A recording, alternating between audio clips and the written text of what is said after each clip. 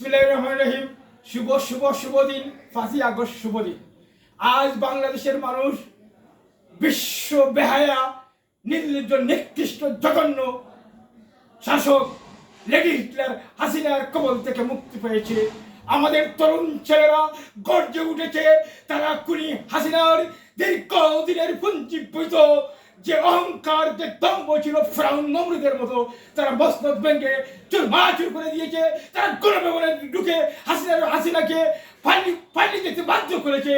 আজ বাংলাদেশের তরুণ প্রজন্ম দেখেছে এদেশ আমাদের এদেশ নতুন প্রজন্মের, এদেশ কারো বাপের না, এদেশ 16 কোটি মানুষের দেশ। আমাদের প্রজন্মরা আমাদের স্বাধীনতা রক্ষার অতন্ত প্রহরী। যদি আমাদের 18 কোটি মানুষের 36 লক্ষ হাত ভেঙে দিবে ভারতীয়দের আগ্রাসী হাত। এই প্রত্যয় নিয়ে যদি তুমি ভয় পাও তবে তুমি শেষ, যদি তুমি রুখে দাঁড়াও তবেই তুমি বাংলাদেশ। Take back Bangladesh. তারেক রহমানের এই আহ্বান সারা বাংলাদেশের বাতাসের ইতারে পৌঁছে তরুণ প্রজন্মকে মন্ত্রমুগ্ধে উজ্জীবিত করে খুনি হাসিনার বিরুদ্ধে যে সংগ্রাম হয়েছে, এই সংগ্রাম ইতিহাসের অবিস্মরণীয় সংগ্রাম। আমাদের নেত্রী বেগম খালেদা জিয়াকে অন্যায়ভাবে কারারুদ্ধ করে রেখেছে।